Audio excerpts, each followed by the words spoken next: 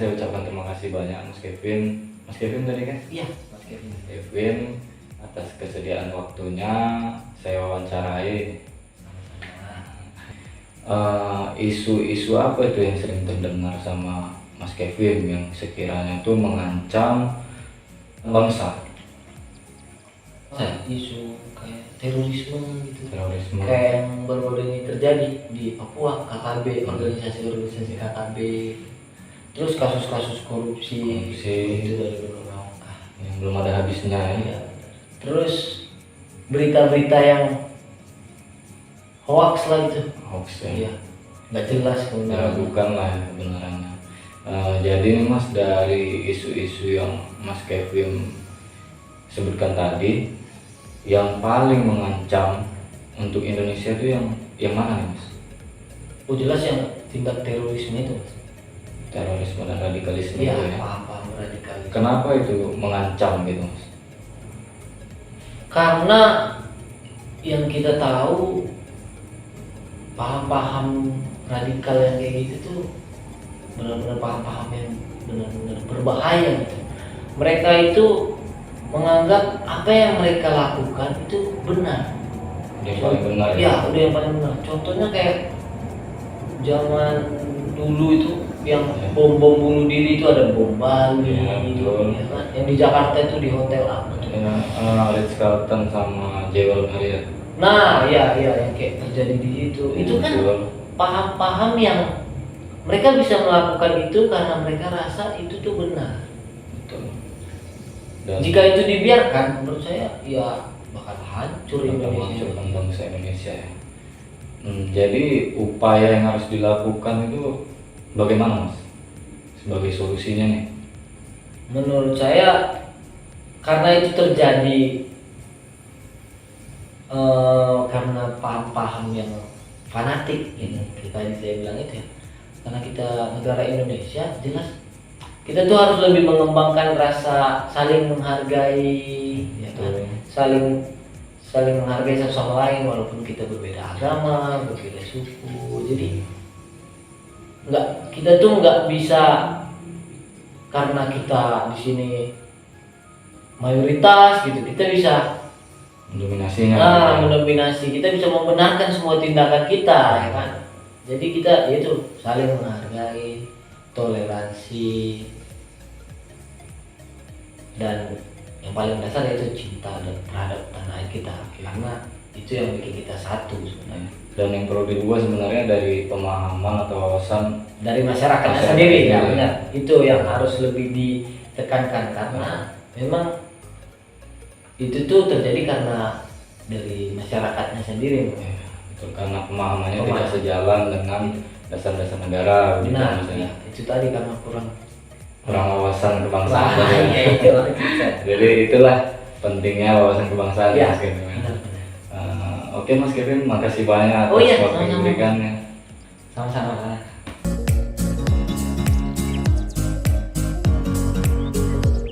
Assalamualaikum warahmatullahi wabarakatuh. Perkenalkan, saya Askari Yoga Saputra, peserta di kelas CPNS Polri tahun 2022, kelompok 2, angkatan 1.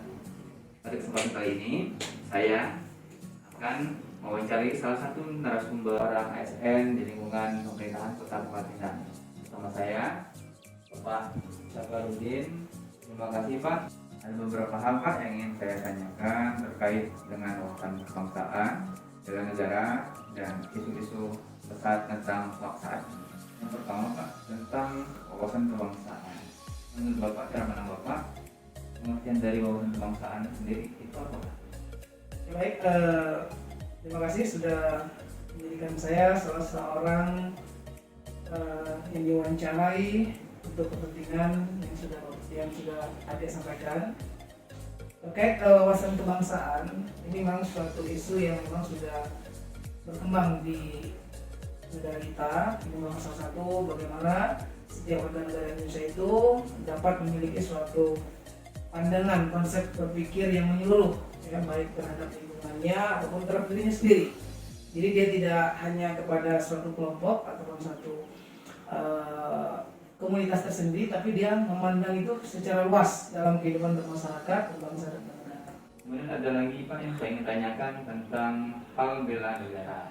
Pengertian bela negara sendiri yang Bapak pahami tersebut apa? Terkait bela negara, jadi ini merupakan suatu sikap dan perilaku warga negara yang memang harus dimiliki, ya. Ini merupakan satu bentuk kecintaan seluruh warga negara terhadap negara Republik Indonesia atau negara NKRI berdasarkan Pancasila dan Undang-Undang Dasar 1945. Ini juga merupakan upaya kita untuk mempertahankan, membela kelangsungan hidup berbangsa dan bernegara. Jadi ini memang suatu sikap yang harus dimiliki oleh seluruh warga negara Indonesia. Seperti itu deh. Ada satu pertanyaan lagi Pak yang ingin saya tanyakan tentang keterkaitannya berita hoax yang sedang beredar pesat saat ini di dunia maya dan media sosial. Bagaimana menurut Bapak pengertian dari berita hoax dan menanggapi dari berita hoax tersebut? Iya. Kalau sekarang ada pepatah mengatakan jarimu adalah harimaumu, maka dengan jarimu itu bisa membawa kita kepada suatu keadaan yang membahayakan kita. Makanya kalau Bapak mengimbau kepada seluruh masyarakat, kepada generasi menerusnya, jadi mempermainkan jari itu harus baik, harus benar. Apalagi ketika memegang gadget atau handphone, ketika mengetik satu berita, maka berita itu betul-betul yang benar. Apabila tidak benar, maka itu tadi namanya hoax. Hoax ini memang satu berita yang disebarluaskan tanpa dasar jelas, lebih mengarah kepada suatu fitnah, dan itu sangat membahayakan keharmonisan suatu lingkungan, suatu negara. Jadi kalau menurut Bapak sudah benar negara melaksanakan, sudah memiliki aturan yang tegas terhadap barang siapa yang membuat berita hoax dan menyebarluaskan berita hoax itu akan dikenal dengan undang-undang ITE yang cukup tegas. Jadi itu dalam rangka untuk menjaga agar negara kita, lingkungan kita, masyarakat kita dalam keadaan kondusif, ya, harmonis antara satu dengan yang lainnya. Mungkin kurang lebih tanggapan Bapak terhadap dalam berita hoax ini. Terima kasih Bapak atas jawabannya dan terima kasih atas ilmu dan pengetahuan yang telah Bapak sampaikan. Sama-sama deh, terima kasih atas kesempatan yang sudah diberikan kepada Bapak untuk menyampaikan apa-apa yang Bapak miliki, Bapak pengalaman Bapak untuk adik-adik dalam rangka meneruskan pendidikan yang sedang dilaksanakan.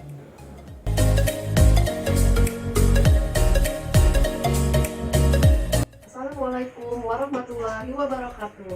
Perkenalkan, saya Putri Aska, peserta Latsar CPNS dari Polda Kepulauan Bangka Belitung. Kali ini saya akan mewawancarai narasumber yang bernama Ibu Mardia Sri Utami, SPD, yang merupakan salah satu tenaga pendidik di Sungai Liat, Bangka. Baik Ibu, mohon waktunya sebentar. Maaf ya, saya sudah mengganggu. Silakan Ibu boleh memperkenalkan diri Ibu. Oke, baik. Perkenalkan, nama saya Mardia Sri Utami. Saya merupakan salah satu tenaga pendidik di SD Negeri 2 Sungai Liat, tepatnya di Jalan Sri Pamandang. Baik Ibu, saya akan bertanya mengenai bela negara. Ya. Di sini sebelumnya saya akan bertanya, menurut Ibu bagaimana wawasan kebangsaan itu seperti apa Ibu? Baik, wawasan kebangsaan itu adalah cara pandang bangsa Indonesia mengenai diri dan lingkungannya yang mengutamakan kesatuan dalam hidup bermasyarakat, bernegara, dan berbangsa dan bernegara. Baiklah Ibu, biasanya dalam wawasan kebangsaan itu sendiri kan ada nilai-nilai bela negara. Kalau nilai-nilai bela negara itu menurut Ibu seperti apa pengertiannya? Nilai bela negara itu adalah semangat ya, semangat untuk berkorban demi tanah air, ya, dengan dalam wujud tekad, sikap, dan perilaku warga negara Indonesia yang dijiwai oleh kecintaannya kepada tanah air Indonesia. Baik, terima kasih Ibu. Selain di bela negara ini kan, di lingkungan sekolah juga ada kejadian yang sering marak terjadi. Biasanya ini pada anak-anak bersama teman. Perilaku bullying Ibu. Menurut Ibu, bullying itu seperti apa? Menurut saya ya, bullying itu adalah suatu tindakan penindasan atau perundungan yang dilakukan secara sengaja dan dilakukan terus-menerus kepada orang yang lebih lemah, begitu orang yang kurang percaya diri, yang dilakukan secara terus-menerus. Biasanya disebabkan oleh apa Ibu perilaku seperti itu? Biasanya perilaku bullying ini disebabkan oleh yang pertama itu keadaan di dalam rumah ya. Jadi seperti di rumah itu adanya kepecahan antara orang tua seperti itu, kemudian tidak adanya rasa percaya diri dari anak, kemudian tidak ada rasanya empati, tidak ada rasanya kita harus bersikap seperti ini loh gitu kepada sesama seumuran, baik seumuran maupun yang di atas atau di bawah usianya seperti itu. Berarti pelaku ini merupakan korbannya biasanya Ibu ya? Iya, biasanya pelaku ini merupakan korban dari tindak kekerasan sebelumnya seperti itu. Arti mencari pelampiasan ya. Iya. Gitu. Nah, Ibu sebagai tenaga pengajar ini Bu ya, tenaga pendidik, seperti apa sih upaya-upaya yang dilakukan untuk mencegah bullying ini? Baik, upaya dalam mencegah terjadinya bullying itu adalah yang pertama adalah kita harus ada perekatan gitu, harus ada ini di dalam keluarga kita harus ada kecintaannya terhadap keluarga seperti itu. Kemudian bisa kalau di sekolah itu kita bisa mensosialisasikan apa sih itu bullying, apa sih dampak jika terjadinya bullying seperti itu. Kemudian pemahaman mengenai perundungan, kemudian kita memberikan solusi ya mengenai kebijakan terkait masalah perundungan tadi ya, bisa memberikan yang setidaknya sedikit gitu hukuman lah bahasanya ya untuk yang melakukan bullying di lingkungan sekolah Seperti sanksi-sanksi kecil kayak gitu Bu ya? Iya, seperti itu ya. Baik Ibu, terima kasih banyak ya Ibu ya atas penjelasannya, atas waktunya yang sudah mau diwawancarai. Kita berharap semoga kedepannya tidak ada lagi perilaku bullying ini Bu ya yang terjadi di sekolah ataupun lingkungan sekitar ya Ibu. Iya, kami pun berharap seperti itu ya Mbak Putri ya. Iya. Semoga korban-korban bullying tidak ada lagi ya. Iya, benar. Karena seperti yang kita tahu ya bahwa bullying ini kan terjadinya terus menerus ya seperti itu. Dampaknya juga luar biasa ya Ibu ya. Iya. Baik, terima kasih banyak ya Ibu. Iya, sama-sama Mbak Putri. Assalamualaikum warahmatullahi wabarakatuh. Perkenalkan nama saya Rendrea. Saya dari kelompok 2 peserta latihan dasar CPNS tahun 2022. Di sini saya akan memaparkan hasil dari analisis penentuan prioritas masalah dari isu-isu yang telah kami angkat dengan menggunakan metode USG, Urgency, Seriousness, and Growth. Untuk isu yang pertama, kami mengangkat tentang ancaman terorisme yang semakin meningkat. Di poin U mendapatkan poin 5, di poin S mendapatkan poin 5, dan di poin G juga mendapatkan nilai 5. Hingga total poin keseluruhan ada 15 poin. Untuk rencana tindakan lanjut, yang pertama, menanamkan jiwa patriotisme kepada generasi muda. Yang kedua, mengajak generasi muda untuk ikut serta dalam acara-acara penting negara, seperti upacara bendera pada saat hari 17 Agustus dan Hari Kesaktian Pancasila. Isu yang kedua yang kami angkat adalah penyebaran berita hoaks di kalangan masyarakat. Di kolom U mendapatkan poin 4, di kolom S mendapatkan poin 4, dan di kolom G juga mendapatkan poin 4. Total poin keseluruhan adalah 12. Rencana tindak lanjut yang akan dilakukan yang pertama, mencari kevalitan berita tersebut. Yang kedua, berhati-hati dengan judul yang provokatif. Dan yang terakhir, jangan membagikan berita sebelum mengetahui kebenarannya. Yang terakhir, isu yang kami angkat adalah maraknya kasus bullying di lingkungan sekolah. Di poin U mendapatkan poin 5, di poin S mendapatkan poin 4, dan di poin G mendapatkan poin 4. Hingga total poin keseluruhan adalah 13. Untuk rencana tindak lanjut yang akan dilakukan, yang pertama, membuat hukuman yang menimbulkan efek jerah kepada pelaku bullying. Yang kedua, memberikan edukasi kepada murid-murid tentang dampak dan bahaya tindakan bullying. Dan yang terakhir adalah memberi dukungan kepada korban bullying. Demikian hasil dari analisis penentuan prioritas masalah kami yang dengan menggunakan metode USG yang dapat kami sampaikan. Sekian dan terima kasih. Wassalamualaikum warahmatullahi wabarakatuh. Assalamualaikum warahmatullahi wabarakatuh.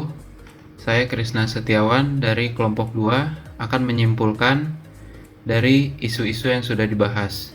Isu yang menjadi masalah prioritas adalah isu terkait ancaman terorisme yang semakin meningkat.